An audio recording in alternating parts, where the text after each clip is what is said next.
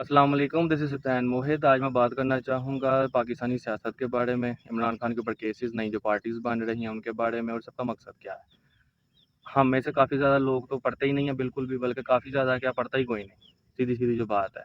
तो अगर आप पढ़ो तो आपको पता लगेगा कि ये सब कुछ जो है ये नया नहीं हो रहा, ये हमेशा से होता आया है 71 के बाद से। अगर आप पढ़ना शुरू करो तो आप देखोगे कि सिर्फ़ नाम चेंज हुए हैं कैरेक्टर्स के, ठीक है? ए, बी, सी, डी की बजाय एक्स, वाई, ज़ेड आ गया, लेकिन हो सब कुछ वही रहा है जो पहले होता रहा है।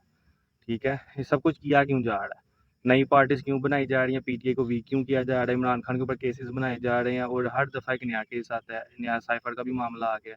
इनके पास काफ़ी मटीरियल है कि वो इमरान खान को हमेशा हमेशा के लिए उड़ा सकें, लेकिन वो वेट कर रहे हैं परमिशन का, जहाँ से परमिशन आती है राइट टाइम का, क्योंकि बहुत अच्छे स्ट्रेटजिस्ट हैं, 3-4 दफ़ा इक़्तिदार में रहे हैं और कुछ तो ऐसे एक्टर्स हैं जो कि शुरू से ही पाकिस्तान के अंदर इन्वॉल्व हैं, जो पावर जहाँ पे सेंटर है, ठीक है?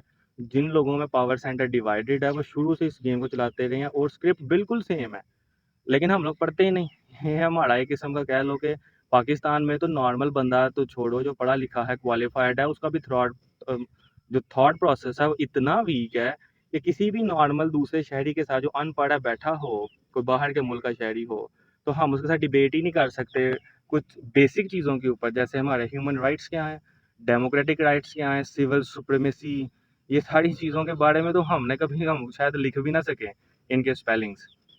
लेकिन ये सब कुछ किया क्यों जा रहा है, इंपॉर्टेंट ये बात है, किया इसलिए जा रहा है ताकि हम सबको ही नाउम्मीद किया जाए, सबको ही नाउम्मीद किया जाए, जो पीटीआई के सपोर्टर्स हैं, इमरान खान के सपोर्टर्स हैं, कि भाई वो तो गया है, अब उसने नहीं आना तो फ़ायदा ही कोई नहीं वोट डालने का।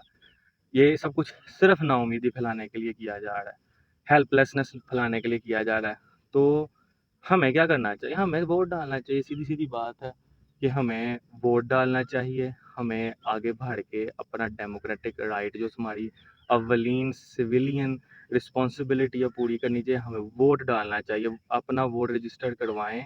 इलेक्शन तो होने ही है, क्योंकि आईएमएफ की जो डील हुई है उसके अंदर जो सबसे बड़ी शर्त यही थी इलेक्शन। वाई दूसरे इलेक्शन पे आईएमएफ को क्यों पे नहीं हुई, क्यों? क्योंकि अमेरिका के अंदर इलेक्शन होते ही रहते हैं, छोटी छोटी स्टेट्स के, बहुत सारी स्टेट्स हैं उनकी, 50+ स्टेट्स हैं, आपको पता ही होगा। लेकिन जो बड़ा इलेक्शन है उसी को हमेशा सीरियस लेते हैं।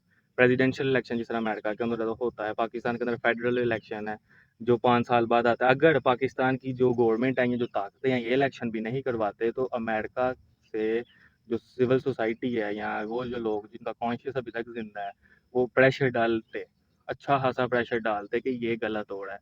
छोटे इलेक्शन पे नहीं उनको फील होगा, लेकिन बड़े इलेक्शन का जो ना करवाने के जो नताइज हैं वो भुगतना नहीं चाहते, तो इलेक्शन तो होना ही होना है। जैसा मर्जी हो, इलेक्शन हो रहा है अक्टूबर में, नवंबर में, वैसे चाहते तो नहीं है कि हो, लेकिन होगा। और इमरान खान से जब आईएमएफ वाले मिले हैं तो इमरान खान ने भी यही बात पूछी उनसे कि इलेक्शन के बारे में आप कैसे श्योर हो, तो उन्होंने भी यही कहा है कि हमने सीधी सी पहली बात ये की है कि आप इलेक्शन कराओगे तो आपको पैसा मिलेगा। तो जो हमें भीख मिली है उसमें जो हमने पहली चीज़ गिरवी रखी है वो यही है कि इलेक्शन करवाएंगे, सीधी सीधी बात है। तो इलेक्शन होना है, बट इमरान खान का अप्रूवल रेट दुनिया में सबसे ज़्यादा है इस टाइम, दुनिया में।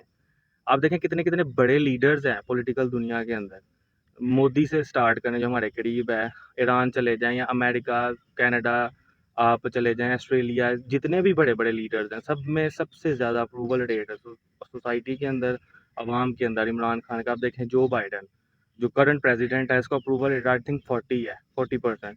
बट इमरान खान का अप्रूवल रेट, और हम 5वीं बड़ी आबादी के लिहाज से रियासत है दुनिया की, 5वीं बड़ी, तो हमारी परसेंटेज का मतलब बहुत ज़्यादा अवाम है। इमरान खान का इस आबादी में जो ऑलमोस्ट 25 करोड़ है, अप्रूवल रेट कितना है? 83%, 83%। और सेकंड नंबर पे नरेंद्र मोदी का 76%। 83% is humongous, it's a huge amount. तो इसको तोड़ेंगे कैसे? पार्टी तोड़ के, नाउमीदी फैला के, कोई आया ही नहीं इलेक्शन डालने के, मतलब इलेक्शन में वोट डालने के लिए। आपने नाउमीद नहीं होना, आपने अपना अवलीन जो एक सिविलियन राइट है उसको इस्तेमाल करना है, वोट डालना है, वोट रजिस्टर करना है, गो देयर एंड ठप्पा लगाओ, ठीक है? और एक बात याद रखनी है आपने कि बात इमरान खान की नहीं है, इमरान खान की तो उम्र 70+ हो चुकी है, पता नहीं कितनी सांसें उसके पास, उसने जवान तो नहीं हो जाना, या उसने आके कोई उसके पास हैरी पॉटर की मैजिक वांड तो नहीं कि वो छड़ी हिलाएगा और सब कुछ सेट हो जाएगा, कुछ भी नहीं होना। इमरान खान अगर आ भी गया तो आई थिंक बहुत मुश्किल हो जाएगी, और क्यों, उसको ऐसे डिसीजन लेने पड़ेंगे जो पॉपुलर नहीं है। तो बट बात क्या है, बात का मकसद ये है कि आपने अपना सिविलियन राइट समझना है, अपना डेमोक्रेटिक राइट समझना है, आपने समझना है सिविलियन सुप्रीमेसी क्यों ज़रूरी है। पॉलिटिकल स्ट्रगल को कामयाब होने में दहाइयाँ, सदियाँ लगती हैं। आप अगर फ्रेंच रेवोल्यूशन पढ़ें, अगर आप यूरोपियन जो कल्चर था उसको देखें कि उसमें एवोल्यूशन कैसे आया है। आप अमेरिका की तरक्की देखें, आप देखें अंग्रेज़ कहाँ से कहाँ पहुँचे हैं। आप ऑटोमन्स से आगे निकले हैं जो रियासतें, जो जिन लोगों ने ऑटोमन्स को हराया, आप उनकी कभी चाइनीज़ रेवोल्यूशन पढ़ लें, ईरानियन रेवोल्यूशन पढ़ लें। आप देखें कि सदियाँ लगी हैं, दहाइयाँ लगी हैं, कम अज़ कम दहाइयाँ लगी हैं, और सदियाँ तो नॉर्मल है, लगी हैं किस लिए? उन स्ट्रक्चर्स को खड़ा होने के लिए। पाकिस्तान को आज़ाद हुए सिर्फ 75 साल हुए हैं, और 7500 सालों से बड़ी तारीख है यूरोप की, जो यहाँ तक पहुँची है। ठीक है, तरक्की करते करते, और आज भी अभी भी स्ट्रगल कर रही है। World war one, world war two, हम लोग ने सिर्फ ये नाम सुने हैं, कभी पढ़ा नहीं इनके बारे में। तो इतनी जल्दी नाउम्मीद नहीं होना, अभी तो 1 साल हुआ है, 1.5 साल हुआ है। आप लोगों को जब कॉन्शियस आया है कि यार हमारे साथ गलत हो रहा है, ये टाइम लगता है इसको ठीक होने में। आप सल्लल्लाहु अलैहि वसल्लम पे भी नबूवत जो शुरू हुई थी, जो उस पे कंप्लीट होते हुए नबूवत का जो पूरा सिलसिला था, 23 साल लगे थे, 23 साल। ठीक है, जो मक्का फतह होने में 10 साल लगे थे, यानी हिजरत से लेके फतह मक्का तक का जो सफ़र है कम से कम 10 साल का। ठीक है, तो वो तो सबसे बड़ा एक किस कह लेना इनकलाब था ना दुनिया के अंदर। तो पाकिस्तान, आप क्या कहते हैं कि 1 मिनट में सब कुछ ठीक हो जाएगा? ऐसा कुछ नहीं होने वाला।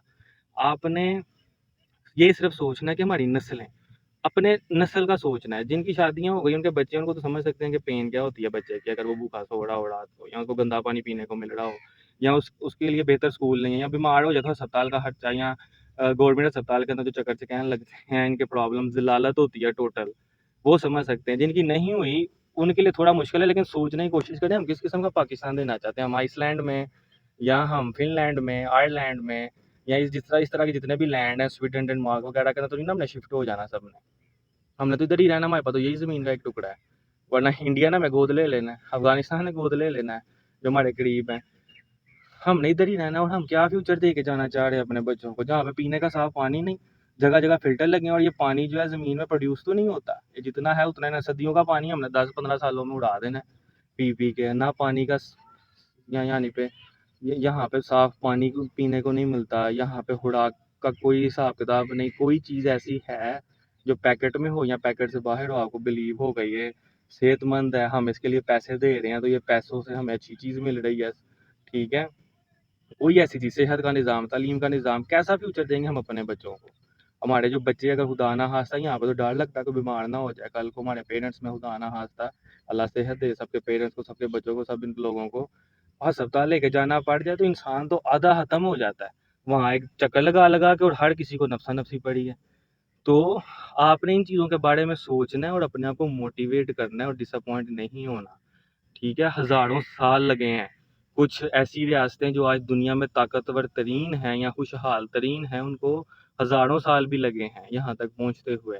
आप अगर अमेरिकन्स की हिस्ट्री पढ़ें, रेड इंडियन से शुरू करें, ठीक है, या फिर अगर आपने वाइकिंग्स सीज़न बहुत सुना होगा, सोचो तो सही, वाइकिंग्स वाले आजकल मुल्क कौन से हैं जहाँ पे वाइकिंग्स थे, और आज वो मुल्क दुनिया के सबसे पढ़े लिखे और सबसे खुशहाल तरीन मुल्क हैं।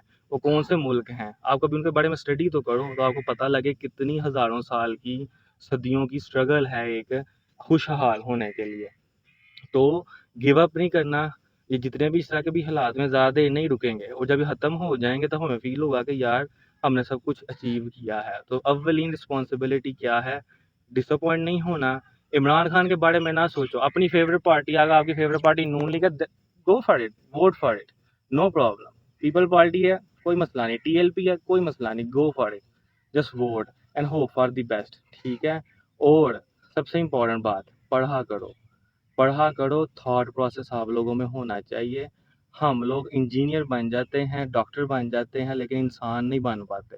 इंसान साजी है ही कोई नहीं सिरे से।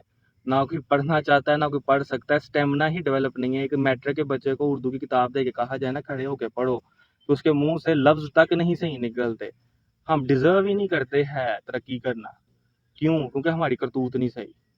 तो बच्चों या बड़ों या दोस्तों, पढ़ा करो अच्छे सोच से, सोच डेवलप करो।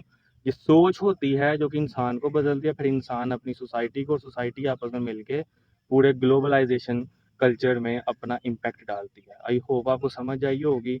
जितने मर्जी केसेस हों, जितनी मर्जी प्रॉब्लम्स हों, जो मर्जी इशू है, अगर आपको इमरान खान से नफरत है, दैट्स अनदर केस, कोई प्रॉब्लम नहीं। टीएलपी से प्यार है, नून लीग से प्यार है, पीपल पार्टी से प्यार है, that's another issue. Just go for it, vote for what ever the party you like, but disappoint नहीं होना और अपने सिविलियन राइट्स को समझना है। थोड़ा सा अगर कभी ज़िंदगी में आपको तौफीक हो तो अपना आइन ही पढ़ लो, ताकि आपको पता लगे आपके राइट्स क्या हैं। ठीक है, टेक केयर। अपने कमेंट्स में बताएं आपकी क्या सोच है, मैं अप्रिशिएट करूँगा आपके कमेंट्स। और अगर आपको लगे कि ये बात फ़ायदेमंद है तो share it, subscribe it, like it, take care and it's a very good morning.